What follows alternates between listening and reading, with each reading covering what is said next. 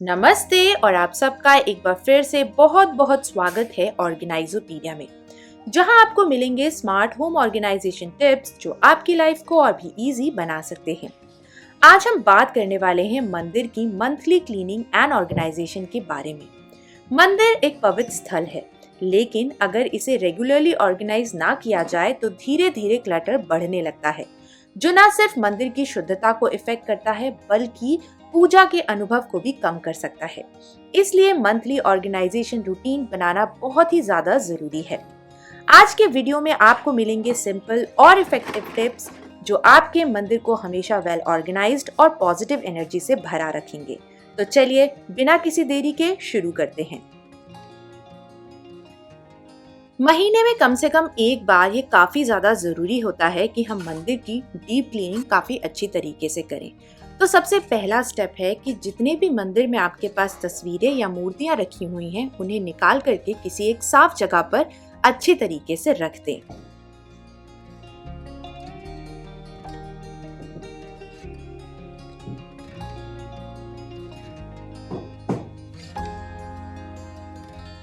मंदिर को क्लीन करने से पहले एक स्टेप काफी ज्यादा जरूरी है। किसी एक बर्तन में हल्का गुनगुना पानी और उसमें लिक्विड डिटर्जेंट ऐड कर दीजिए। अब जितनी भी मालाएं, पोशाकें या फिर माता की चुनरी हैं, उन्हें हाथ से ही सोक करके आप अच्छी तरीके से धुलने के लिए रख दें। एंड मीनवाइल ये सन ड्राई होगा जब तक हम मंदिर की क्लीनिंग स्टार्ट कर देंगे। अब इस स्टेप में मंदिर में रखे गए सारे सामान को, जैसे कि आसन, लोटा, पूजा का सामान या फिर पुस्तकें, इन सबको निकाल करके बाहर रख दूंगी। क्योंकि हम मंथली क्लीनिंग की बात कर रहे हैं तो इस ड्रॉर में से भी जो पूजा की सामग्री है मैं उसको भी बाहर निकाल रही हूँ।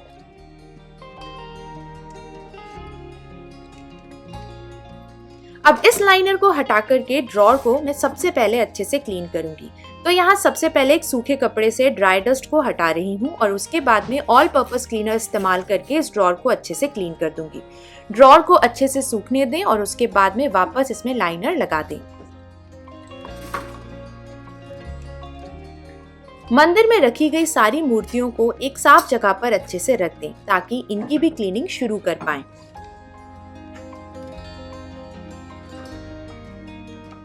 पीतल और तांबे की मूर्तियों को साफ करने के लिए मैं इस क्लीनर का इस्तेमाल कर रही हूँ, जिसका लिंक आपको नीचे डिस्क्रिप्शन बॉक्स में मिल जाएगा। तो सबसे पहले सारी मूर्तियों के ऊपर मैं इस तरीके से स्प्रे कर दूंगी और इसे स्प्रे करके आप थोड़ी सी देर के लिए रख दें ताकि लिक्विड अपना काम अच्छे से कर पाए। और उसके बाद में आपको इसे कुछ इस तरीके से स्क्रब करना है। मैं हाथ से ही स्क्रब कर देती हूँ, आप चाहें तो किसी साफ स्क्रबर की हेल्प से भी स्क्रब कर सकते हैं।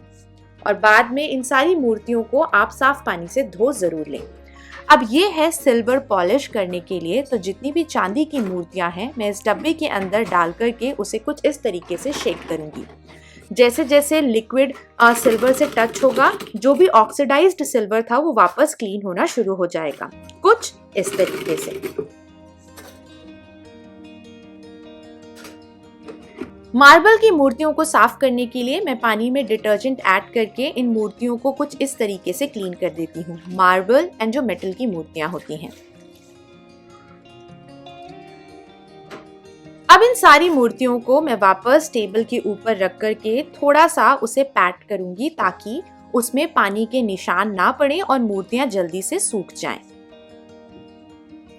अब जब तक मूर्तियां सूख रही हैं, मंदिर में रखे गए सारे सामान एंड ऑर्गेनाइजर्स को मैं एक एक करके अच्छे से क्लीन कर दूंगी। जब भी हम ऑर्गेनाइजर का इस्तेमाल करते हैं तो हमारे ड्रॉर या शेल्फ उतने ज़्यादा गंदे नहीं होते हैं। तो बस मैंने यहाँ पर ऑल पर्पस क्लीनर को कुछ इस तरीके से स्प्रे करके 1 मिनट के लिए छोड़ दिया और उसके बाद में गीले कपड़े से मैं इसे पोंछ रही हूँ। जहाँ पर हम दीपक जलाते हैं तो जो ऊपर की छत होती है वो काफी ज्यादा गंदी हो जाती है। तो ऑल पर्पस क्लीनर से आप इसे बहुत आराम से कुछ इस तरीके से क्लीन कर पाएंगे विदाउट एनी एफर्ट्स।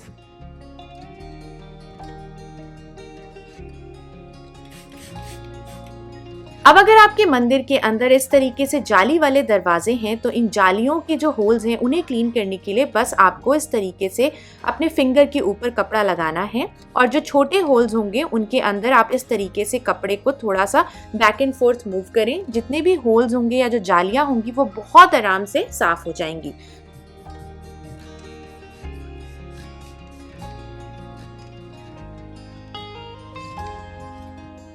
अब यहाँ पर हमने मंदिर के दरवाजे को और मंदिर को अच्छे से क्लीन कर लिया है। वैसे तो मेरा इस बार बिल्कुल भी मंदिर को मेकओवर करने का कोई प्लान नहीं था, लेकिन व्हाइट वाला वॉलपेपर थोड़ा खराब हो गया था तो उसे मैंने ब्लू के साथ में वापस चेंज कर दिया है। अब सबसे पहले मैं यहाँ पर नीचे आसन लगा रही हूँ और जितनी भी हमारी पुस्तकें हैं जिन्हें हम नित्यदिन इस्तेमाल में नहीं लाते हैं उन्हें मैं यहाँ पीछे रख रही हूँ। इस बास्केट के अंदर मैंने बर्तन, चुनरी और चौकियाँ रखी हुई हैं जिन्हें हम ओकेजनली इस्तेमाल में लाते हैं। तो बस लिड लगा के मैं इसे इस कॉर्नर पर रख रही हूँ। इस बास्केट के अंदर जितनी भी हमारी एक्स्ट्रा इंसेंस स्टिक्स हैं मैंने उनको रख दिया है।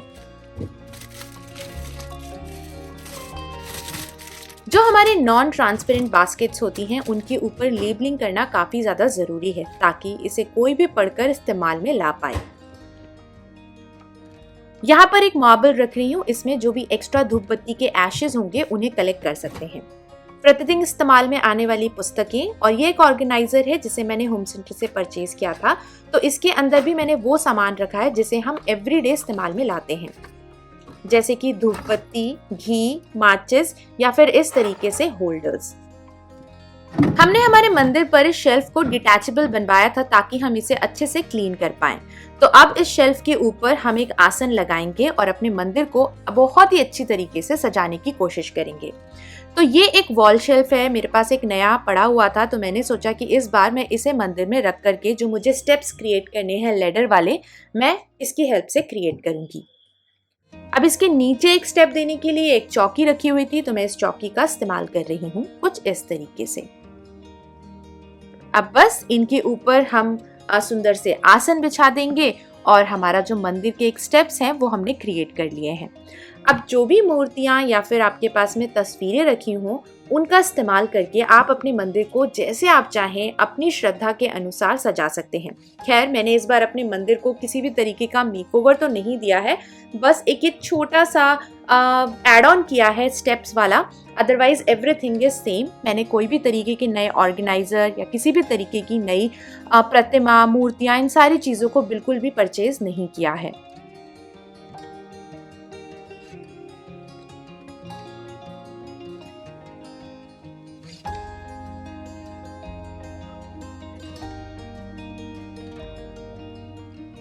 अब आप अपने घर के मंदिर को किस हिसाब से सजाते हैं वो कम्प्लीटली आप पर डिपेंड करता है कि किस श्रद्धा के साथ में आप अपने भगवान को अपने घर में विराजमान करवाना चाहते हैं। अब देखिए, हमने इस ऑर्गेनाइजर को यहाँ रखा था, कितने आराम से ये बाहर स्लाइड करके निकाला जा सकता है और जो हमारे प्रतिदिन इस्तेमाल में आने वाली चीजें हैं उन्हें हम ईजिली यहाँ से ले भी सकते हैं। तो नीचे वाला शेल्फ जिसमें हमने अपनी सारे सामान को बहुत अच्छी तरीके से ऑर्गेनाइज कर दिया है, आप यहाँ पर देख पा रहे होंगे।